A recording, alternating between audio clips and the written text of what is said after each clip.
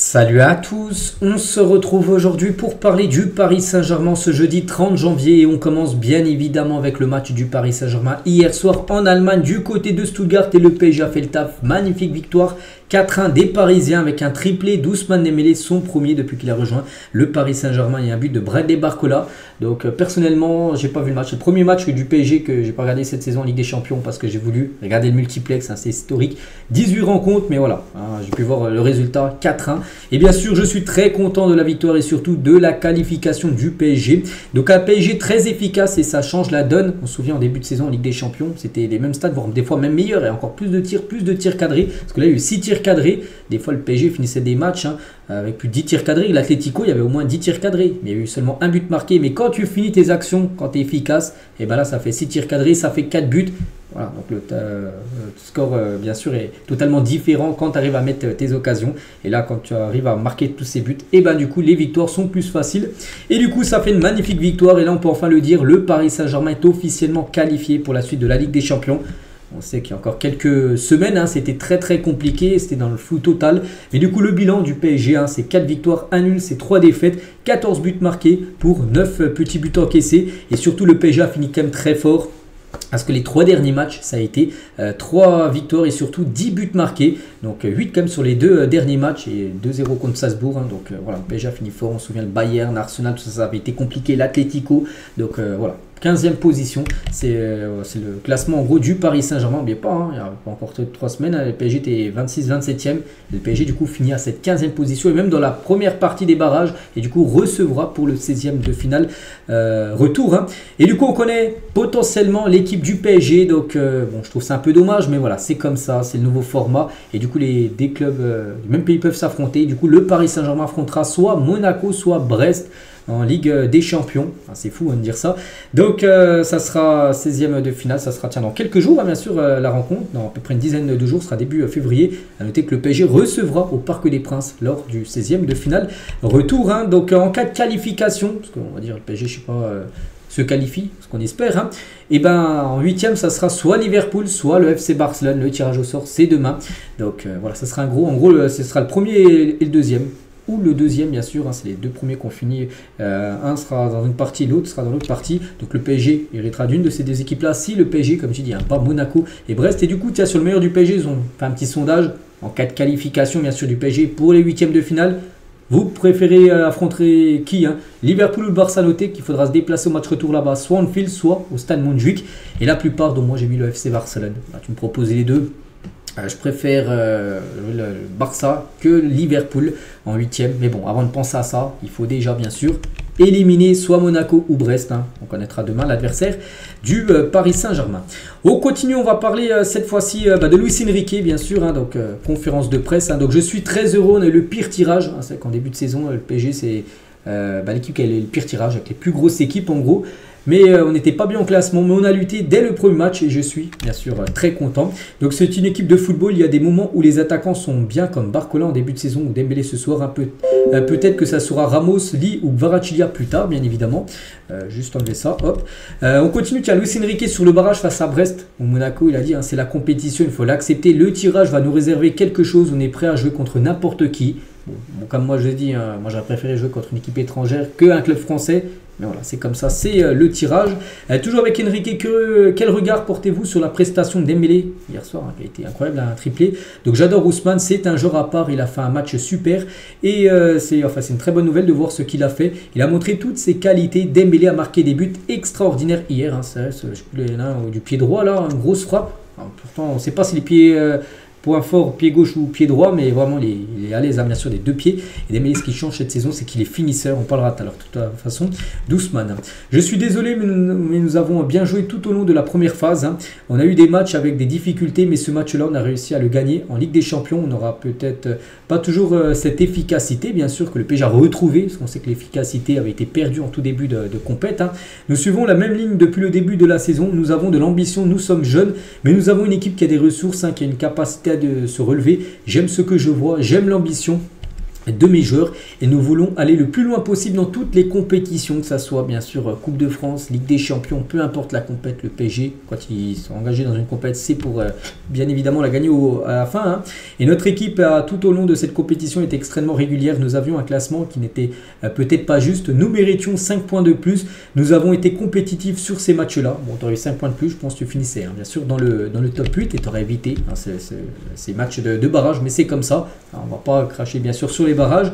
Nous avons été compétitifs sur ces matchs-là, nous avons eu beaucoup d'occasions, nous avons peu concrétisé, mais l'équipe a toujours présenté de l'ambition, de la personnalité, l'équipe a toujours bien défendu et premièrement, nous avons réussi à nous qualifier, c'était l'objectif. Je rappelle que nous avons eu le pire groupe de toutes les 36 équipes, ce qui a généré de la frustration au début. Nous avons tenu notre objectif, les performances bien sûr étaient là, donc voilà, toutes les déclarations bien sûr. Luis Enrique est très content de la performance et surtout de la qualification du PSG. On continue, on va parler de l'homme du match. Bon, il n'y avait pas trop de surprise, il a claqué le triplé. Il s'agit bien sûr d'Ousmane Dembélé, son premier triplé du côté du PSG. Il a déjà inscrit un triplé à l'époque à Rennes, hein. Bon, il y a quand même pas mal d'années, mais voilà, ça faisait longtemps et voilà, on peut le féliciter, voilà, Dembélé, parce qu'il a fait un match exceptionnel. Et cette saison, toute compétition confondue, c'est 25 matchs, 16 buts et 6 passes D.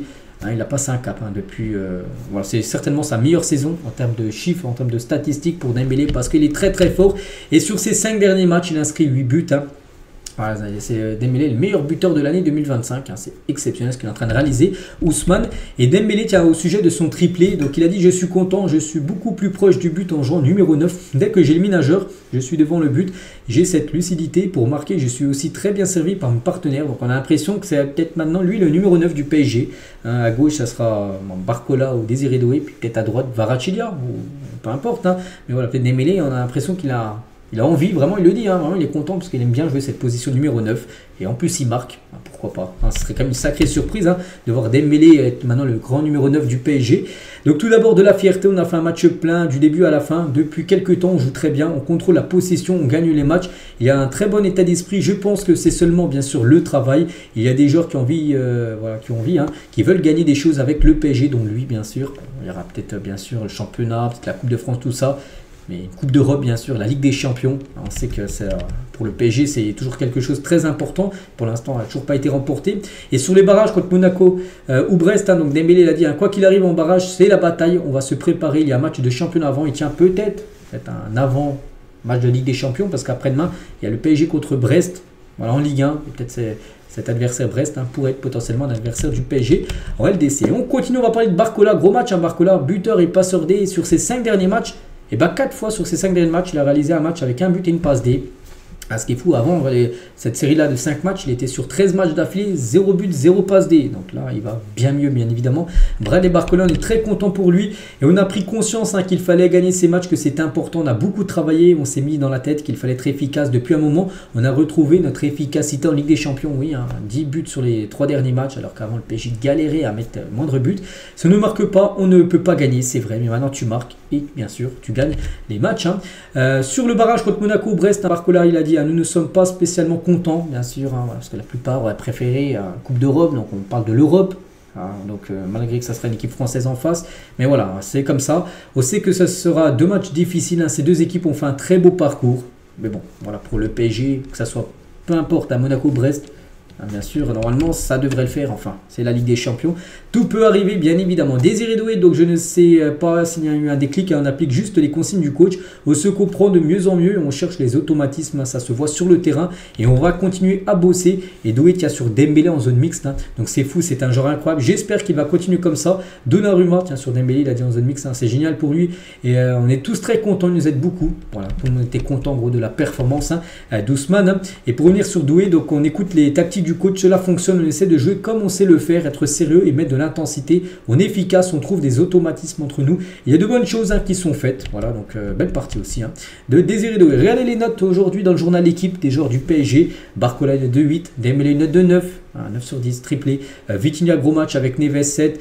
Défensivement, Marquinhos, Pacho, même Hernandez a eu 6. Donnarumma, gros match, une note de 7. Voilà, tout le monde a fait son match, à part peut-être Zeremri et Hakimi, ils ont une note de 5. Après, j'ai dit, j'ai pas pu voir le match entier. C'est le premier match que je loupe du PSG en LDC cette saison. Parce que j'ai préféré regarder peut-être le multiplex. Et peut-être j'ai bien fait, parce qu'il y a eu beaucoup de buts marqués, bon, surtout Paris a gagné. Mais voilà, peut-être Hakimi et Zeremri peut-être en dessous de ses coéquipiers hier. Nasser, qu'est-ce qu'il a pensé de tout ça, le président? Donc j'ai toujours eu confiance dans le coach et dans les joueurs, hein, je sais qu'ils sont. En étant avec eux, j'ai senti qu'ils avaient la capacité pour aller loin dans cette compétition. Tous les matchs de Ligue des Champions sont bien sûr très difficiles. Hein. Les joueurs continuent de montrer qu'on est sur la bonne voie. C'est ce que j'ai dit aux joueurs. Hein. C'était très important de montrer une nouvelle fois notre caractère qu'on a eu, qu'on n'a pas eu seulement contre City 4-2, mais aussi sur d'autres matchs. Voilà, qu'il fallait reproduire la performance que tu as fait contre City, reproduire sur un autre match. Ça a été fait bien sûr hier, hein, parce que Stuttgart, je ne sais même pas s'ils sont qualifiés Stuttgart, je ne me souviens même pas. Je crois qu'ils sont éliminés Stuttgart. Donc pour eux, bien sûr, c'est un match important. Et c'est tout simplement le PSG qui était trop fort pour eux. Hein. Et on a confiance dans notre projet et nos jeunes joueurs. Hein. Et on a un style, on a un ADN. Et le plus important, c'est ce qu'on a créé depuis 1 an et demi. On est une équipe pour maintenant, mais aussi pour le futur. Hein. Donc cette équipe, bien sûr, est très jeune. Et à noter, les gars, que Kvaratskhelia va pouvoir vivre ses premières minutes en Ligue des Champions avec le PSG. Parce que vu que le PSG est officiellement qualifié, il sera inscrit pour les matchs élimination directe. Et il pourra jouer bien sûr soit contre Brest, soit contre Monaco. Le tour suivant, et c'est vrai qu'il y a une question qu'on peut vous poser, question de fin là, vu on arrive sur la fin. Pour vous, quel adversaire vous préférez entre Monaco et Brest? Et pas que le match retour sera au Parc des Princes. Donc moi je préférais Brest, qui est je pense inférieur à Monaco. Après, bon, peu importe, le PSG a déjà battu les deux équipes cette saison. Donc, voilà, surtout Monaco, le PSG les a pas mal battus là ces derniers temps. Mais bon, je préférais Brest. Après, on verra. Le tirage au sort, c'est demain. Et concernant les Brestois, donc qualifiés, c'est magnifique. Hein. Et on peut jouer contre qui? Donc, le PSG ou Benfica. Donc, il a dit, on espère le Benfica. Parce que, bien sûr, une Coupe d'Europe préfère jouer le Benfica que le PSG. Il a dit, on les connaît, on les joue assez en Ligue 1. Tu m'as mis le moral. Hein. Ce serait dommage de tomber contre Paris quand même. Voilà ce qu'il a pu dire à la fin du match quand il a appris qui il pouvait potentiellement affronter, soit le Benfica ou Paris. Alors après, on comprend bien sûr que pareil pour les supporters du PSG, ils préfèrent affronter. Bon, là, tu as le choix entre deux clubs français. Et si tu aurais eu Brest et je sais pas, une autre équipe, le Shakhtar, le PSG aurait préféré, bien sûr, tombé contre le Shakhtar. Et on finit juste aussi avec une info de dernière minute, juste avant de faire la vidéo. J'ai vu ça, les gars. Xavi Simons, ça faisait ce joueur du PSG prêté à Leipzig, et va quitter définitivement le PSG pour rejoindre Leipzig, d'après les dernières infos. Transfert de 50 millions d'euros avec 30 millions d'euros de bonus facilement atteignables, soit un total de 80 millions d'euros. Voilà. Tout est dit concernant Xavi Simons. Il va être vendu à Leipzig. Voilà, 80 avec les bonus. Ça devrait se faire là très prochainement. Et concernant Milan Skriniar, et dernière fois avec lui, au Fener, c'est maintenant signé et scellé, pas encore officiel. Normalement dans la journée ça sera fait, les gars. Donc voilà les dernières infos, les gars, mercato pour finir cet épisode parisien. Voilà ce qu'il y a à dire. J'espère que ça vous a plu. On se retrouve certainement demain, bien sûr, pour le prochain numéro. À demain.